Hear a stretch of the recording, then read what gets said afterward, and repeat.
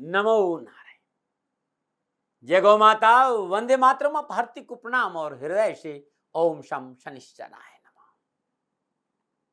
प्रिय दर्शकों, मित्रों, साथियों, बुरा देखन में चला और बुरा न मिलिया कोई, जो खट खोजा अपना हमसे बुरा न कोई। साथियों, जब कभी मुझे दोष देखने की इच्छा होती है ना, तो मैं स्वयं से आरंभ करता हूं और इससे आगे नहीं बढ़ पाता। और यदि आप में भी दूसरों के दोष गिनने की बुरी आदत है, तो अपने से शुरुआत करिए, अपने आप ही आदत छूट जाएगी। हमेशा गलतियां और गुनाह मनुष्य को क्षम का देखना चाहिए। जीवन बड़ा सहज और सरल रहेगा। किसी के बारे में कुछ कहना है तो पहले उस जगह पर आप स्वयं खड़े रहिए और तब विचार करिएगा। रिजल्ट बहुत अच्छा आएगा, निर्णय आप बहुत अच्छा करेंगे। नमो नारायण, नमो नारायण, नमो नारायण। प्रिय दर्शकों, मित्रों, साथियों, नवंबर 2022 का महीना नक्षत्र गणनाओं के हिसाब से क्या संकेत दे रहा है, पुनः आपके सामने ये वीडियो लेकर हूं। आप सभी के लिए नक्षत्र गणना और ग्रह योगायोग के हिसाब से क्या कह रहा है नवंबर का महीना। क्या कामकाज को लेकर आगे बढ़ेंगे? क्या कुटुंब परिवार समाज में संतुलन रहेगा? क्या मनोबल मजबूत रहेगा? क्या आपकी यात्राएं लाभदायक रहेगी या फिर कष्ट है? भूमि भवन वाहन की प्राप्ति का योग है? क्या संतान पक्ष आपके लिए ठीक है? क्या एजुकेशन के क्षेत्र में आपको सफलता मिलेगी? क्या अनावश्यक बीमारियां आपका पीछा छोड़ेगी? कैसा रहेगा वैवाहिक जीवन? क्या आप दुर्घटनाओं से परेशान रहेंगे या दुर्घटनाओं से पीछा छूटेगा? क्या पिता का प्यार मिलेगा? धर्म में रुचि रहेगी? कामकाज नौकरी में सफलता मिलेगी या फिर उठापटक का संकेत है? क्या लाभ के अवसर मिलेंगे या फिर जूझना पड़ेगा हानि से? इन सब का लेखा जोखा लेकर पुनः आपके सामने हूं, आपके अपने YouTube के चैनल गुरुमंत्र विद्यादाती महाराज में। आइए सबसे पहले जानते हैं कि नवंबर के महीने में कब कब किन किन ग्रहों का राशि परिवर्तन हो रहा है। 16 नवंबर 2022 सूर्यदेव शाम 7:15 पर अपनी मित्र राशि वृश्चिक में प्रवेश करेंगे। इस समय जब नवंबर का महीना प्रारंभ होगा तो चंद्रदेव मकर राशि में संचरण करें उस दिन, और चंद्रदेव का मासिक राशिफल में कोई प्रभाव नहीं रहता, इसलिए ज्यादा इस पर जानकारी मैं देता नहीं। मंगलदेव वक्री अवस्था में मिथुन राशि में संचरण करेंगे और 13 नवंबर को वक्री अवस्था में राशि परिवर्तन कर वृषभ राशि में प्रवेश करेंगे। बुधदेव 26 अक्टूबर से तुला राशि में संचरण कर रहे हैं और 13 नवंबर को वृश्चिक राशि में प्रवेश करेंगे। वो बृहस्पति देव स्वराशि मीन वक्री अवस्था में संचरण कर रहे हैं। 23 नवंबर को बृहस्पति देव मार्गी होंगे। शुक्रदेव तुला राशि में संचरण कर रहे हैं। 11 नवंबर को वृश्चिक राशि में प्रवेश करेंगे। शनिदेव स्वराशि मकर में संचरण कर रहे हैं मार्गी अवस्था में। राहुदेव मेष राशि में और केतुदेव तुला राशि में। यह है इस महीने का ग्रह योगा योग। अब बात करते हैं कि इन ग्रहों का विभिन्न राशियों में संचरण से आपके ऊपर यानी तुला राशि पर क्या प्रभाव रहेगा। तुला राशि वालों के लिए नवंबर 2022 का महीना ग्रह नक्षत्रों की गणना के हिसाब से कैसा रहेगा, ये राशिफल आपके सामने है। राशिफल अब चंद्र राशि पर है और सबसे पहले बात करूंगा तुला राशि के स्वामी देवता की, राशि अधिपति। तुला राशि की राशि अधिपति शुक्रदेव लगन और अष्टम भाव के स्वामी होकर लगन भाव में स्वराशि तुला में सूर्यदेव बुधदेव केतुदेव के साथ नीच भंग राजयोग में संचरण कर रहा है। लगन में तुला राशि में शुक्रदेव का संचर मालवीय नामक पंचमार्ष पुरुष का योग का निर्माण कर रहा है और शुक्रदेव और बुधदेव की युति लक्ष्मी नारायण योग। 11 नवंबर को शुक्रदेव वृश्चिक राशि धन भाव से संचरण करेंगे और 13 नवंबर को बुधदेव भी वहां प्रवेश करेंगे। पुनः वहां पर लक्ष्मी नारायण योग का निर्माण हो रहा है। मान सम्मान में वृद्धि, कामकाज कारोबार के अच्छे अवसर, रुके हुए धन की प्राप्ति, स्वास्थ्य संबंधी परेशानियों से राहत। तुला राशि वालों के लिए नवंबर का महीना कामकाज कारोबार नौकरी को लेकर शुभ संकेत दे रहा है। डूबा हुआ धन मिल सकता है, ससुराल पक्ष से लाभ होगा, कुटुंब परिवार का सहयोग अच्छा रहेगा। तो अच्छा समय है, कहीं तनाव वाली बात नहीं है। राशि अधिपति अच्छा संकेत दे रहे हैं। अब मैं बात करूंगा सूर्यदेव की।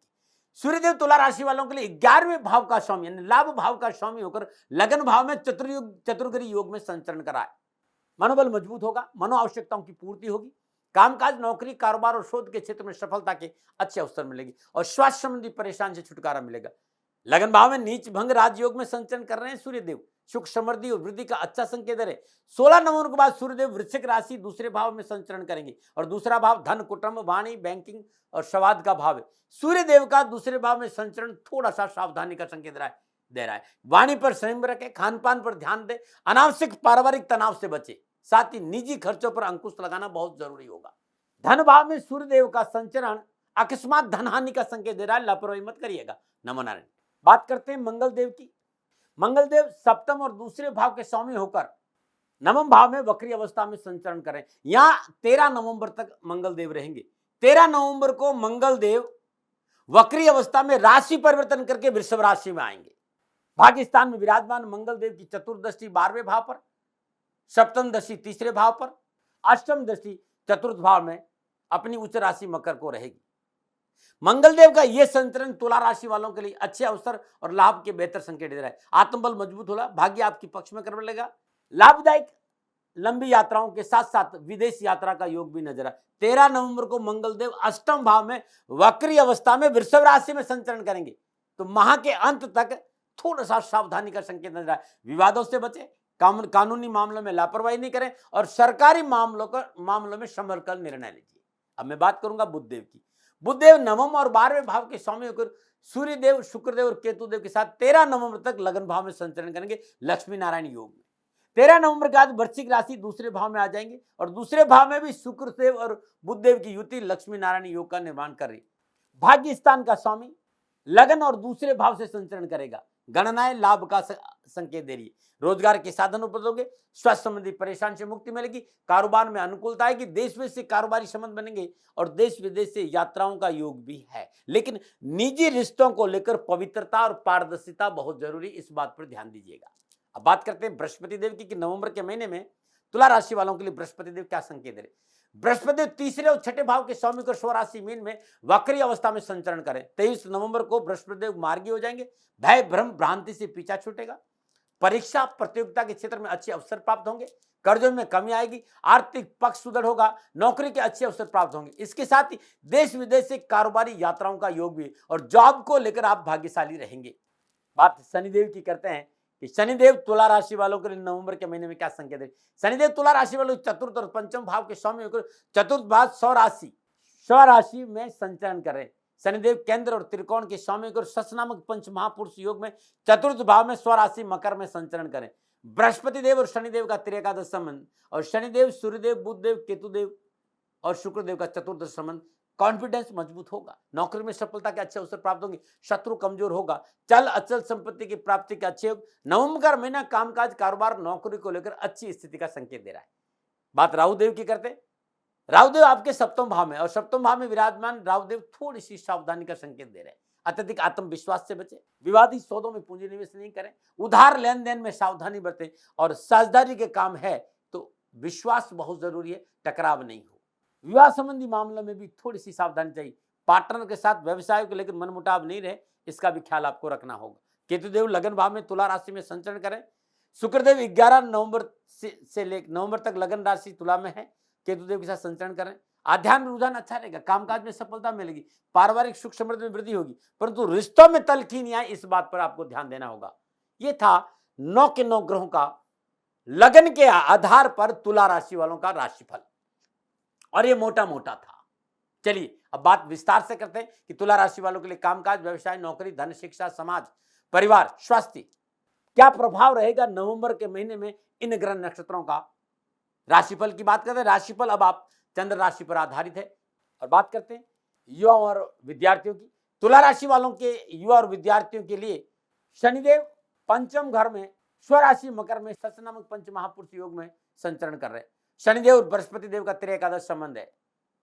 शिक्षा, कामकाज, कारोबार, नौकरी के हिसाब से विद्यार्थियों और युवाओं के लिए नवंबर का महीना अच्छी सफलता का संकेत दे रहा है। पढ़ाई में मन लगेगा, शिक्षा के क्षेत्र में सफलता मिलेगी, कड़ी मेहनत, कठिन परिश्रम का पूर्ण लाभ मिलेगा। थोड़ा सा शिक्षा के क्षेत्र में ध्यान दे दिया तो अच्छा संतुलन बना रहेगा, परीक्षा परिणाम अच्छे रहेंगे। पारिवारिक सदस्यों की बात सलाह मानी तो आपके लिए बहुत काम आएगी ये सलाह। परिवार आपके साथ खड़ा रहेगा। उच्च शिक्षा के क्षेत्र में परीक्षा परिणाम मनोनुकूल रहेंगे और सरकार से स्कॉलर मिलने का संकेत भी नजर आ रहा है, स्कॉलरशिप मिल सकती है। युवा वर्ग के लिए यह महीना खास रहेगा, पिछले कार्य और कैरियर संबंधी मामलों में राहत मिलेगी, कड़ी मेहनत और प्रयत्न का पूर्ण लाभ प्राप्त होगा, अच्छे रोजगार के साधन उपलब्ध होंगे। यदि आप उच्च शिक्षा के क्षेत्र में अध्ययन देते हैं या फिर आप किसी प्रतियोगी परीक्षा की तैयारी कर रहे हैं तो नक्षत्र गणना आपके पक्ष में अच्छा संकेत दे रही, परंतु आपके परिवार के साथ संबंध सामान्य रहे ये प्रयास आपको करना पड़ेगा। परिवार के साथ कोई मनमुटाव नहीं हो ये आपको देखना होगा। आपके अपने क्रोध पर आपको अंकुश होना चाहिए, आपके क्रोध के कारण अपने से तो मनमुटाव है, ये बाहर भी झगड़ा फसाद की समस्या का संकेत नजर आ रहा है। लापरवाही नहीं, अनावश्यक क्रोध नहीं करें और वाद विवाद में नहीं पड़ेंगे तो महीना आपके लिए बड़ा शुभ और लाभ का संकेत दे रहा है। अब मैं बात करूंगा कामकाज, कैरियर, कारोबार के दृष्टिकोण से तुला राशि वालों के लिए नवंबर का महीना क्या रहेगा। तुला राशि वालों के लिए राशि अधिपति शुक्रदेव लगन और अष्टम भाव के स्वामी, लगन भाव स्व राशि तुला में सूर्यदेव के साथ नीच भंग राजयोग में संचरण कर रहे हैं और मालवीय नामक पंच महापुरुष योग में राशि अधिपति संचरण कर रहे हैं। शुक्रदेव बुधदेव के दिन लक्ष्मी नारायण का योग बना रही है। 11 नवंबर को शुक्रदेव वृश्चिक राशि दूसरे भाव में संचरण करेंगे और 13 नवंबर को बुधदेव पुनः यहाँ युति बनेगी, बुधदेव और शुक्रदेव की यहाँ लक्ष्मी नारायण योग बन रहा है और शनिदेव त्रिकोण के मालिक होकर केंद्र में सच नामक पंच महापुरुष योग में संचरण करें। बृहस्पति देव शनिदेव का त्रिकादश संबंध छठे भाव में विराजमान, बृहस्पति सप्तम पूर्णदर्शी 12वें भाव पर, तो संपूर्ण ग्रह योगागों को मैं देखूं तो कामकाज, कैरियर, कारोबार, आर्थिक दृष्टिकोण से नवंबर का महीना पूर्णतः बेहतर लाभ का संकेत दे रहा है। सफलता मिलेगी, धन की प्राप्ति होगी, महीने के आरंभ से धन के अच्छे संकेत नजर आ रहे हैं। परेशानी से राहत मिलेगी परंतु मेहनत बहुत करनी पड़ेगी, परिश्रम बहुत करना पड़ेगा, संघर्ष बहुत करना, थाली में परोस कर नहीं मिलेगा। मेहनत से मत घबराना, मुझे पूर्ण विश्वास है कि ये मेहनत रंग लाएगी और गोचर आपको लाभ अच्छा संकेत देगा और मुझे ये भी विश्वास है आप घबराएंगे नहीं मेहनत से, ये मुझे विश्वास है, मेहनत से आप नहीं घबराएंगे। ये अलग बात है कि व्यवसाय के क्षेत्र में सफलता की कोई कमी नहीं, कोई कमी नहीं, लेकिन सफलता के अहंकार में कई बार अपनों को इग्नोर नहीं कर दे, इस बात का ध्यान रखिएगा। आपके अपने आप से दूर नहीं रहे, ये प्रयास आपको हमेशा इस महीने करना होगा। मेहनत और परिश्रम के बल पर परिस्थितियों को आप अपने पक्ष में करने में सफल होंगे, लेकिन अपने भी आपके साथ रहे ये प्रयास भी आपको करना पड़ेगा। माह के उत्तरार्ध में सूर्यदेव, बुधदेव, शुक्रदेव धन भाव में संचरण करेंगे और मंगलदेव वक्री अवस्था अष्टम भाव में संचरण करेंगे। यदि आपने इस समय धैर्य और संयम का परिचय दिया और कार्य में जल्दबाजी नहीं करी तो रुके हुए काम बनने का संकेत नजर आ रहा है। मनोनुकूल कार्यों में सफलता मिलेगी, साझेदार भी मिल सकते हैं अच्छे, लाभदायक कोई नया ऑर्डर और प्रोजेक्ट भी आपको प्राप्त हो सकता है। इस समय नया कार्य शुरू कर सकते हैं, लाभ भी मिलेगा आपको, लेकिन आपको जमकर मेहनत करनी पड़ेगी क्योंकि उसी के आधार पर आपको सफलता मिलेगी। किसी भी नए व्यवसाय में थोड़ा सा हाथ डाले तो पारिवारिक रजामंदी बहुत जरूरी। लेकिन मैं एक बात जरूर कहूंगा, बिजनेस में लाभ प्राप्ति के लिए नए तरीके आजमाने से थोड़ा सा बचना चाहिए, बस अपनी मेहनत करिएगा। नौकरी करने वालों के लिए नवंबर का महीना ठीक रहेगा, अपनी मेहनत और आपके परिश्रम का पूर्ण लाभ प्राप्त होगा। नौकरी में कुछ नया करने का अवसर मिलेगा, आपकी सलाह, आपकी सोच, आपकी कार्य क्षमता का प्रभाव कार्यक्षेत्र को देखने को मिलेगा। यदि आप सरकारी नौकरी में हैं, आप प्रशासनिक अफसर है तो आपकी क्षमता का पूरा लाभ आपको मिलेगा, आपका वर्चस्व बढ़ेगा, किसी नए प्रोजेक्ट पर काम करने का मौका मिलेगा, नौकरी में सुख समृद्धि में वृद्धि होगी। एक बात जरूर करना चाहूंगा, यदि आपको कोई अवसर मिले तो उसे छोड़ना नहीं, उसे लपक लेना, नहीं तो तब पछता है क्या चिड़िया चुग। समय बड़ा अच्छा है, आलस और प्रमाद से दूर रहना, अपने आप को रखना और जो भी मौका मिलता है उसको अपनाइए और मेहनत करिए, सफलता आपका दामन चूमेगी। सामाजिक और पारिवारिक दृष्टिकोण से दूसरे भाव के स्वामी मंगलदेव वृषभ राशि अष्टम भाव से संचरण कर रहे हैं। अष्टम भाव में विराजमान मंगलदेव की सप्तम दशा दूसरे भाव वृश्चिक राशि पर है, क्योंकि मंगलदेव अष्टम भाव में वक्री अवस्था में विराजमान है। इसलिए सामाजिक और पारिवारिक दृष्टिकोण तुला राशि वालों के लिए शकुन, शांति और खुशनुमा वातावरण में परेशानी और खलल का संकेत नजर आ रहा है। परिवार में अनावश्यक तनाव का वातावरण रहेगा, पारिवारिक संबंध में कमी रहेगी और किसी पारिवारिक सदस्य की वजह से परिवार में अनावश्यक अशांति का वातावरण बनेगा। इस समय पुराने मसले नहीं उठाए तो अच्छा रहेगा, पुराने मसलों की वजह से घर में वाद विवाद और कलह की संभावना नजर आ रही। परिवार में पारिवारिक प्रॉपर्टी को लेकर अच्छा संकेत नजर नहीं आ रहा है, बचना चाहिए, परंतु जीवन साथी का सहयोग अच्छा रहेगा। जीवन साथी के सहयोग से पारिवारिक परिस्थिति को अनुकूल करने में आप सफल रहेंगे, साथ ही पारिवारिक आवश्यकता पर आपका पूरा ध्यान रहेगा, इसलिए परिवार के लोग आपके साथ खड़े रहेंगे। लेकिन बहुत जरूरी है इस महीने पारिवारिक सदस्यों से बात करते समय वाणी पर संयम रखें, संवाद करते समय मर्यादाओं का पालन करें।